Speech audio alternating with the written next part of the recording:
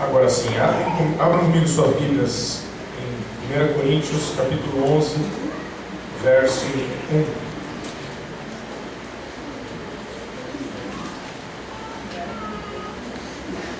1 Coríntios, capítulo 11, verso 1. É bem curtinho, é fácil até de gravar esse texto. Diz assim a palavra de Deus: tornem-se meus imitadores, como eu sou de Cristo. Tornem-se meus imitadores, como eu o sou de Cristo. Vamos orar mais uma vez em nome de Jesus. Pai, nós lemos a Tua palavra, Jesus. Que o Senhor venha fazer aquilo que lhe apraz nesta manhã em nome de Jesus. Quebrando, Pai, o nosso coração, Deus. Tira, Pai, o coração de pedra, Deus, e dá um coração de carne. Abre, Pai, nossos ouvidos espirituais para que possamos ouvir e compreender, Pai, as Tuas verdades aqui. Em nome do Senhor Jesus, que essa palavra não volte para o Senhor vazia, mas ela faça aquilo que lhe apraz. Em nome do Senhor Jesus. Amém, Senhor Deus. Um dia, um homem estava em direção a Damasco, e a única finalidade deste homem ir para lá, era de encontrar alguns cristãos que ele iria perseguir, que ele iria destruir, homens, mulheres, crianças, seja qual for. Seu desejo era acabar com o cristianismo e apagar ali o nome de Jesus de sobre a face da terra. Mas, naquele caminho, o poder de Deus prevaleceu.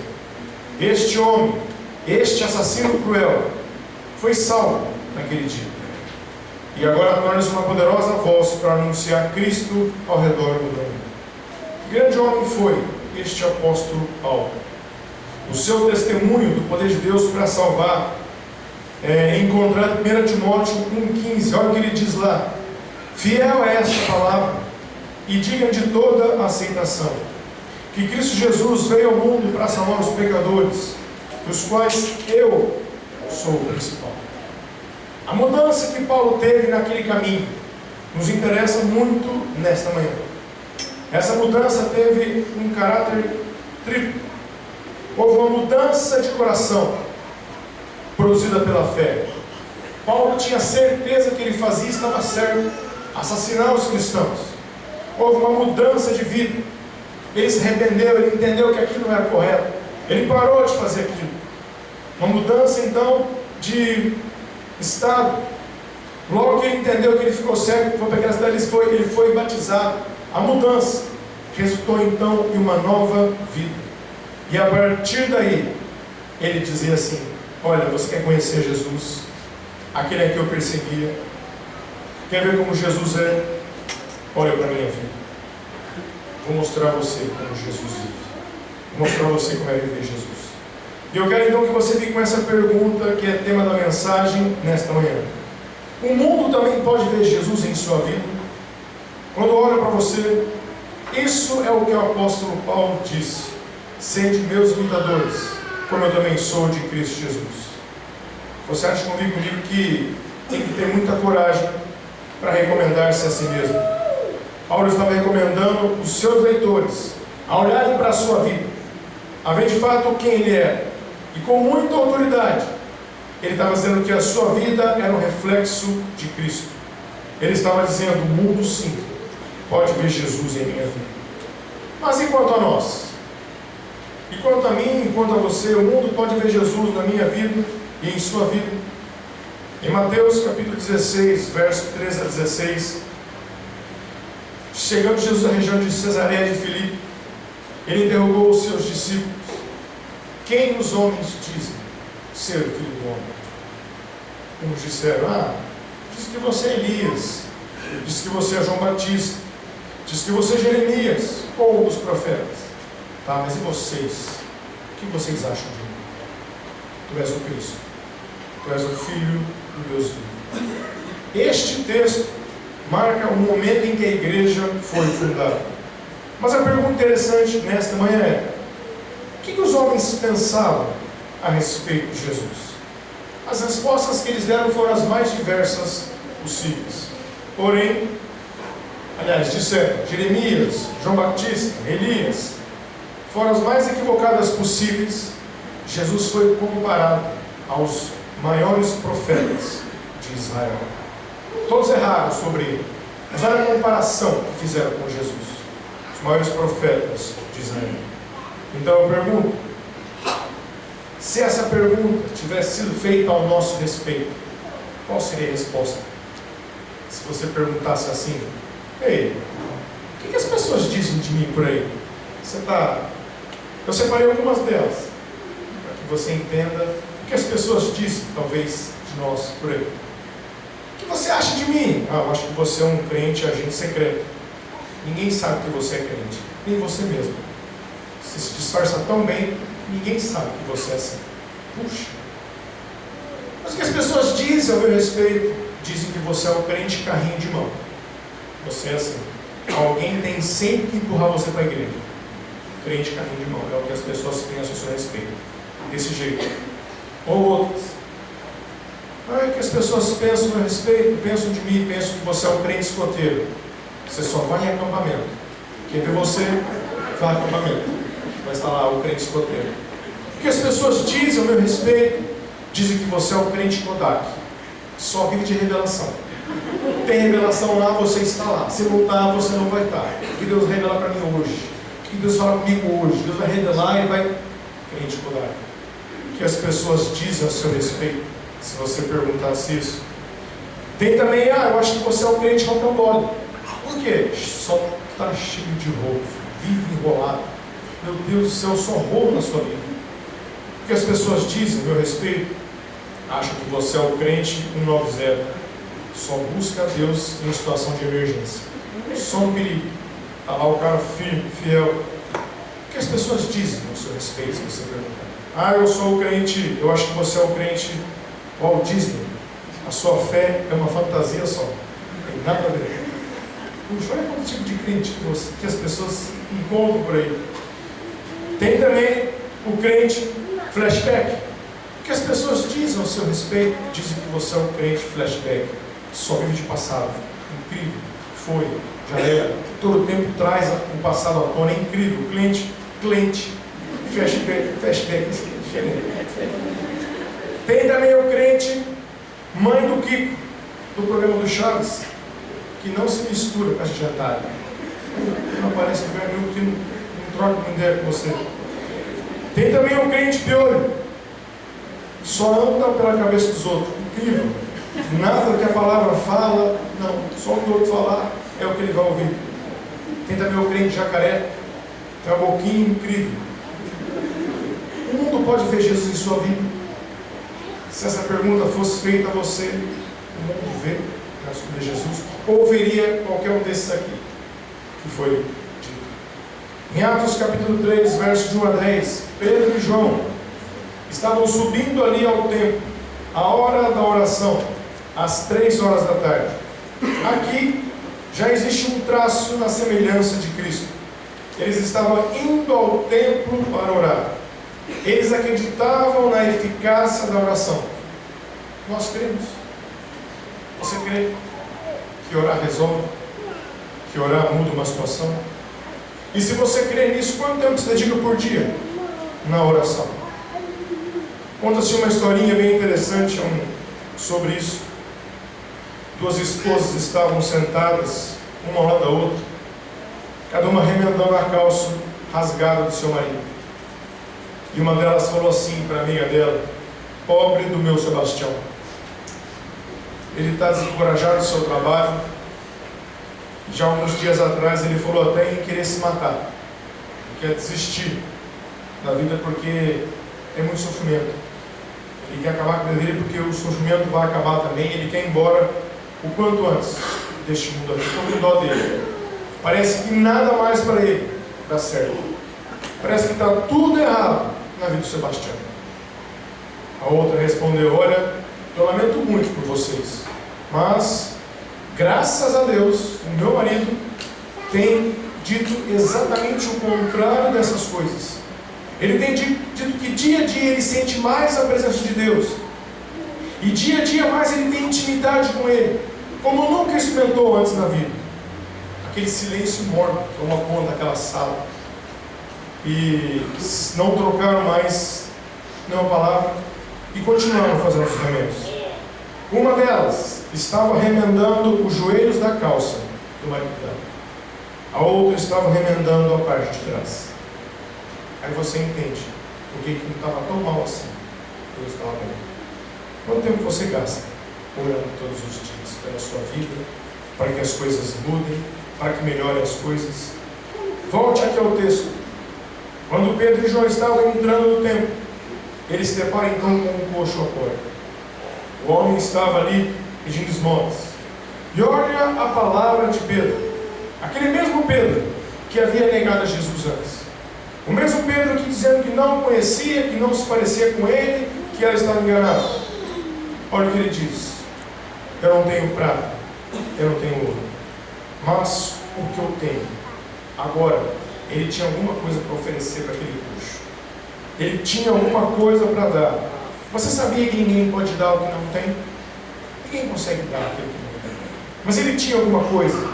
E ele dizia, em nome de Jesus, ordenou ao paralítico: ande. E o paralítico foi curado. Nessa passagem, algo maravilhoso. Aquele paralítico estava de cabeça baixa. Ele estava talvez olhando em outra direção. Pedro dá uma ordem para ele: olha para mim, olhe para nós. Mandou o paralítico olhar em direção a Pedro. Hoje os crentes falam bem diferente disso. Hoje os crentes já não, talvez podemos justificar uma falha no testemunho, ou dizer que é muito bom, não olhe para a minha vida. Não olhe para mim, porque eu sou falho mesmo, eu sou pecador mesmo. Não olhe para mim, olhe para Jesus. Coisa de pica-fundo, coisa de que não tem nada a ver. Como que eu posso olhar para Jesus? Como que eu posso, cadê ele para eu olhar para ele? Você está aqui que eu posso ouvir a sua vida. Eu preciso olhar para a sua vida e ver como Jesus é em você. Essa história de falar, olhe para Deus, não existe. Então, mas eu sou cheio de falha, eu sou pecador mesmo. Onde é que está a justificativa disso? É muito mais cômodo, não é mesmo? Olhar para Deus, olhar para Jesus do que para você, do que para mim. É mais cômodo. Justifica a minha falha. Até ainda 3 comparações sobre a situação que o próprio Paulo diz. 1 Coríntios 12, 27. Ora, vós sois o corpo de Cristo, e individualmente os seus membros. Nós somos o corpo, ele é o cabeça. Automaticamente, quando você é um, você vai ver o outro. Não tem como ser diferente. Então não há como dizer, olhe para Jesus e não olhe para mim. Não há como dizer isso. Mas o mundo pode, na sua vida, ver Jesus. O mundo consegue olhar para você, perceber que em você tem uma semelhança com Jesus. Viver é muito mais difícil do que falar. Muito mais difícil. Alguém disse uma frase assim: a sua vida, o seu comportamento fala tão alto que eu não posso mais ouvir o que você está dizendo. Eu vejo a sua vida, não consigo ouvir o que você fala. O seu comportamento denuncia. Um homem estava escalando uma montanha muito alta, liderada por um guia muito experiente. E na manhã seguinte, quando ele olha à distância, ele vê algumas pegadas na neve. Ele diz: olha, alguém passou por aqui essa noite. O guia conferiu, chegou perto para olhar e disse: não apenas um, mas 15 homens passaram por aqui. E cada alpinista pisou tão cuidadosamente em cima daquelas pegadas do seu líder, que parecia que uma pessoa só havia dado aqueles passos. Assim também é viver a vida cristã. Significa andar como Jesus andou. Significa pisar aonde ele pisou. Aquele que diz que permanece nele, esse também deve andar como ele andou. 1 João 2,6. Pisando aonde Jesus pisou. Somos um corpo. A nossa parte, no decorrer da vida cristã, é ler, é digerir a palavra, é estudar, é assimilar a palavra de Deus, sob a direção do Espírito Santo, que vai apontar o único exemplo perfeito de vida, que é o Senhor Jesus Cristo, o cabeça. Somos corpo. Não há como dividir. Não tem como você olhar para um e não ver, você vai olhar e vai ver Jesus em sua vida. Mas o mundo pode ver Jesus em sua vida. O mundo pode ver Jesus em mim. Segundo, 2 Coríntios 2,15. Porque para Deus somos o aroma de Cristo entre os que estão sendo salvos e entre os que estão perecendo. Já perceberam uma pessoa perfumada passando perto de você? Que cheiro gostoso, que fragrância que fica no ar. Não tem como não perceber. A pessoa passa, você percebe, o cheiro é agradável demais. É isso que Paulo está dizendo. Quando uma pessoa está impregnada de Cristo, aonde quer que ela passe, fica evidente. Paulo descreveu essa bênção chamando de cheiro de vida para a vida. É interessante que perfumistas estão constantemente tentando desenvolver uma fragrância permanente. Dizem que o jasmim é a flor que mais, é o cheiro que mais perdura. Um perfumista do Cairo, no Egito, disse que para fabricar 28 gramas de perfume de jasmim, ele enche uma sala de botão ainda florescendo, impecável. Quando são destilados, a fragrância ali é quase constante. 28 gramas de uma sala inteira para fazer somente 28 gramas. Em Luxor, no sul do Egito, um arqueólogo achou um túmulo antigo, no qual uma princesa havia sido sepultada há centenas de anos. Junto ao seu sarcófago estava um vaso cheio de jasmim. O vaso já havia sido quebrado, mas podia sentir o perfume no momento em que ela foi ali descoberta. Porém, por mais durável que seja esse jasmim, não há perfume que possa superar o de Jesus em sua vida. O bom perfume de Cristo, habitando em seu coração, habitando os corações humanos, e aonde quer que você for, maravilhoso cheiro, perfume de influência de Jesus acompanhará os seus passos. A maravilhosa presença da fragrância de Jesus estará junto com você, quando você simplesmente estiver cheio dele. O mundo pode ver Jesus em sua vida. Eu quero que isso incomode a sua vida e que possamos perguntar: será que as pessoas conseguem de fato ver Cristo em minha vida? Será que elas podem ver a graça de Jesus habitando em meu coração? Outras pessoas percebem em mim o aroma de Cristo na minha vida? Ah, mas eu não estou nem o que as pessoas pensam. Pois é, quero que você pense nisso. Vamos chegar lá que você vai entender isso. No convívio diário, as pessoas percebem que eu sou um cristão, meu cheiro. Mas, por isso tem que ficar esperto, porque o mau cheiro também causa má impressão. Há muitas pessoas que exalam constantemente o mau cheiro por onde passam. Mau testemunhos, mal palavras, atitudes, falta de compromisso, falta de responsabilidade, falta de amor. Isso fede. As pessoas veem de longe. Faço isso. Foi isso que Paulo disse. E a fragrância daqueles cheiros de vida para a vida e cheiro de morte. É isso que Paulo quer dizer. Terceiro, comparação que Paulo faz com 2 Coríntios capítulo 3, 2 a 3. Vocês mesmos são a nossa carta, escrita em nosso coração, conhecida e lida por todos. Vocês demonstram que são uma carta de Cristo, resultado do nosso ministério, escrita não com tinta, mas com o Espírito de Deus vivo, não em tábuas de pedra, mas em corações humanos. Nos dias de Paulo, os crentes em suas viagens levavam cartas de recomendação, e através dessas cartas eles poderiam encontrar abrigo, poderiam encontrar comida, amizade, hospedagem. Era a forma de se livrar dos oportunistas. Mas para o dia de hoje, o crente não precisa de uma carta ou carteirinha. O seu procedimento te recomenda, ou o seu procedimento te condena. Olha que interessante. O nosso procedimento nos recomenda. Aqui diz que você é uma carta. Nós somos uma carta. E você sabe que as cartas transmitem a expressão do seu autor. Então, como epístolas de Cristo, devemos então dar uma expressão de Cristo ao mundo. Nossas vidas devem representar a imagem de Cristo. Ver a Jesus era ver o Pai.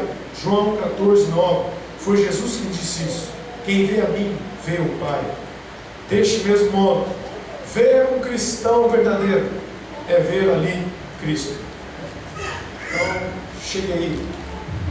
As pessoas podem ver Jesus em sua vida. Olhar para você, olhar para Jesus, aonde você vai, no seu agir, o que você faz. Eles conseguem ver Jesus. Olha que interessante. Assim como as cartas são lidas, as pessoas estão te lendo. Aonde quer que você vá, elas estão lendo você. É a melhor maneira que nós temos de ganhar vidas para Jesus. É com uma carta constante andando por aí.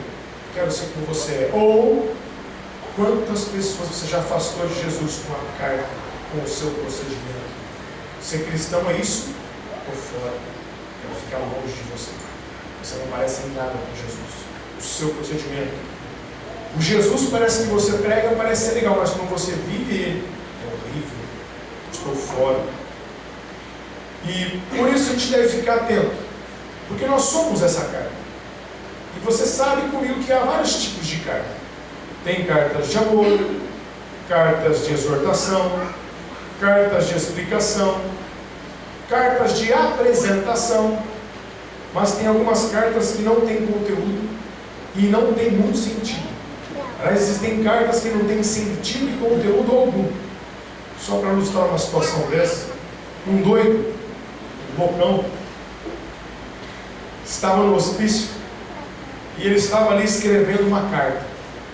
E aí o médico chegou, viu ali, ele pensou, poxa, esse cara tem que estar curado já. Sentadinho ali escrevendo uma carta, chegou perguntando, dá uma aula para esse cara agora. Chegou ali, meu amigo, tudo bom? Não, bem. E para quem é essa carta aí?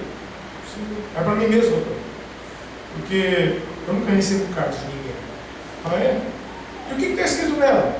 O doido falou assim, como é que eu vou saber? Eu não recebi ainda. Tem conteúdo. Tem carta que não tem nada. Tem carta que você não entende o que tem a ver. Nós somos essa carta.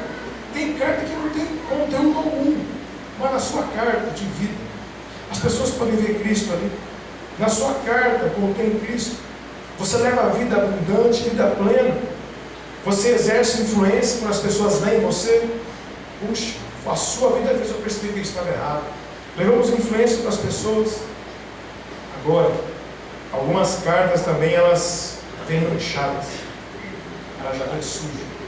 E ao você ler a carta, a primeira coisa que você percebe é aquela mancha que está na carta. Nossa, a pessoa veio e derramou alguma coisa aqui. Conta uma história de uma cartinha manchada também. Um soldado envia uma granada para a sua avó de Sedex e diz assim, querida vovó, puxando esta argolinha que você está vendo, você me permitirá obter uma licença de 3 dias. Olha a carta, olha a mancha. O que ele está pensando? Quer acabar com a vozinha dele para descansar 3 dias? Tem noção? É engraçado isso, mas nós somos esse conteúdo. Alguma dessas coisas é a gente. Você é uma comédia. A sua carta é uma comédia. Ora, vendo você, eu vejo que não tem nada a ver. A mancha é a primeira coisa a ser vista. E um cristão deve ser extremamente cuidadoso para que a sua vida não se torne manchada e suja. Muitas vezes as pessoas veem facilmente uma mancha do que uma virtude. Você pode ter 100 virtudes. Sabe aquela mancha que você tem? Não aparece a virtude, só aparece a sua mancha. É assim que as coisas funcionam. E quando os cristãos deixam suas vidas se tornarem manchadas, a sua influência para o bem acabou. Não influencia mais ninguém. Não influencia mais nada. Nós então somos essa carta lida e conhecida por todos os homens. Ou seja, todo momento as pessoas nos observam. Todo momento as pessoas estão vendo. Diz Hebreus 12:1. Estamos rodeados de uma grande nuvem de testemunhas. Por isso eu pergunto, o mundo pode ver Jesus em sua vida? Você sabia que existe um Evangelho segundo Mateus, Marcos, Lucas, João? Sabia? E nem todos leem estes evangelhos. Ninguém tem contato, às vezes não tem essas coisas não. Mas existe um Evangelho que as pessoas estão lendo e elas leem muito. É o Evangelho segundo você. Todos os ensinamentos que encontramos na Bíblia são fatos verdadeiros. Muitos não leem a Bíblia porque não têm costume, porque não sabem ler ou porque não têm tempo. Mas eles estão todo o tempo lendo o livro que você está escrevendo, o Evangelho que você está escrevendo. Este é o Evangelho segundo você. A maneira como você vive, há um grande poder na pregação do Evangelho, mas o sermão mais provável que as pessoas vão ler e que vai influenciar os outros é o Evangelho segundo você. O mais poderoso sermão é o Evangelho segundo você. Saiba que, querendo você ou não, você está escrevendo o Evangelho, um capítulo a cada dia, por coisas que você faz, por coisas que você diz, pelo seu comportamento, e todos estão lendo este Evangelho na sua vida. Mas a pergunta é: este Evangelho que o Senhor e que a senhora está escrevendo, está aproximando as pessoas de Jesus ou está afastando dele? O mundo pode ver Jesus em sua vida, na minha vida. Uma outra passagem interessante sobre esse assunto é Atos 11, 26.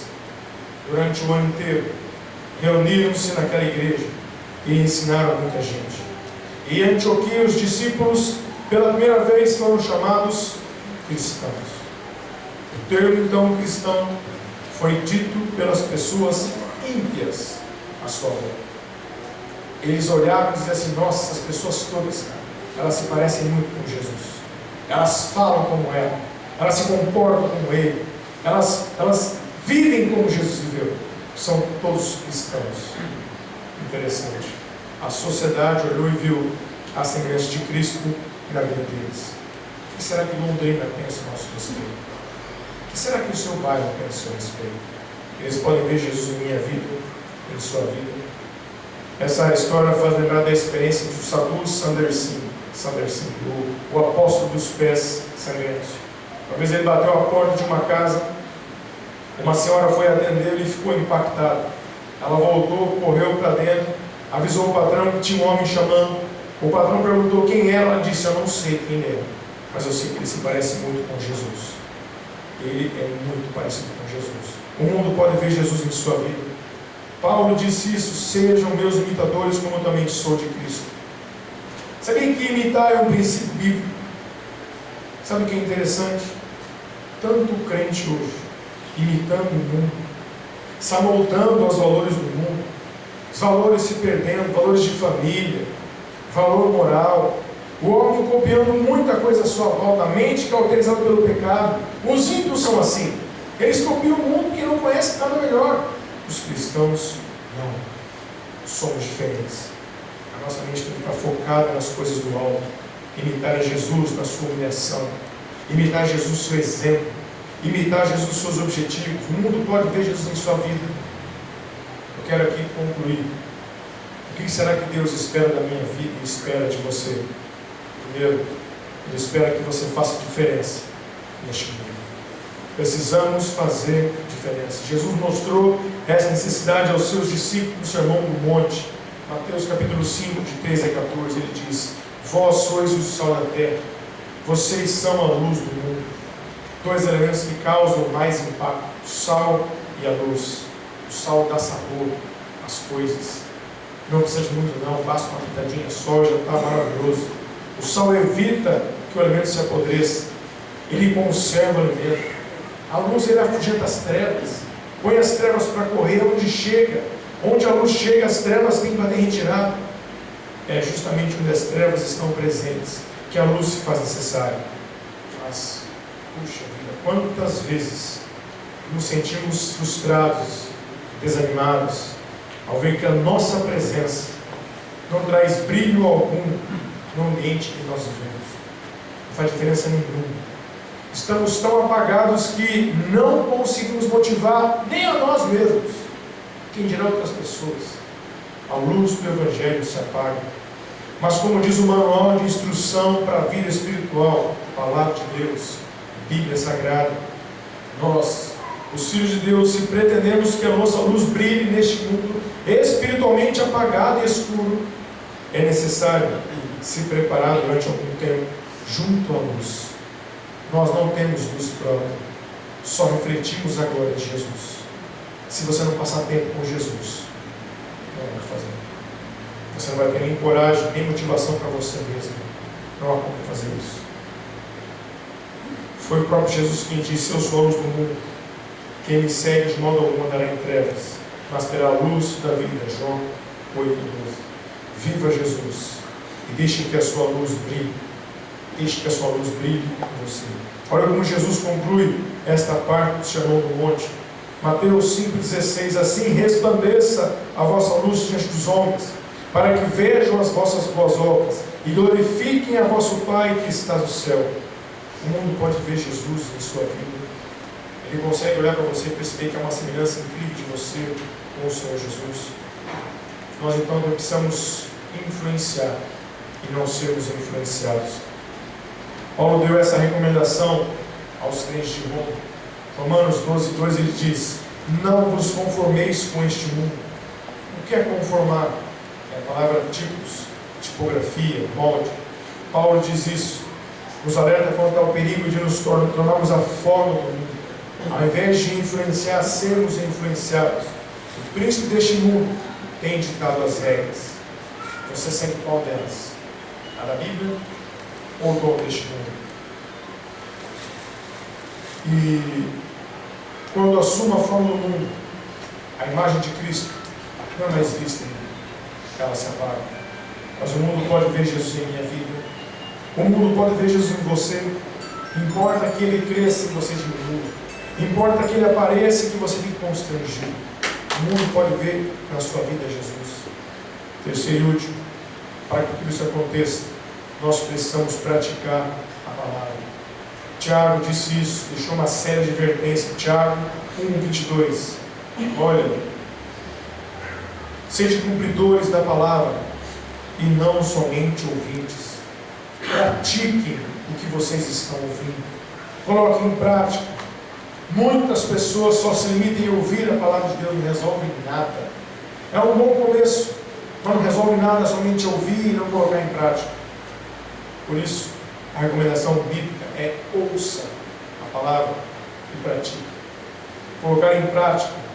Queria chamar para a gente louvor já. Queria colocar em prática esses ensinamentos de Cristo. Não somente alguns, não aqueles que são melhores, mas todos. Não só os que são mais agradáveis, mas todos. Foi Jesus quem ensinou, Mateus 28:20, ensinando-os a guardar todas as coisas, todas, que eu vos tenho mandado. O mundo pode ver Jesus em minha vida. Vamos nos colocar em pé, vamos adorar o Senhor.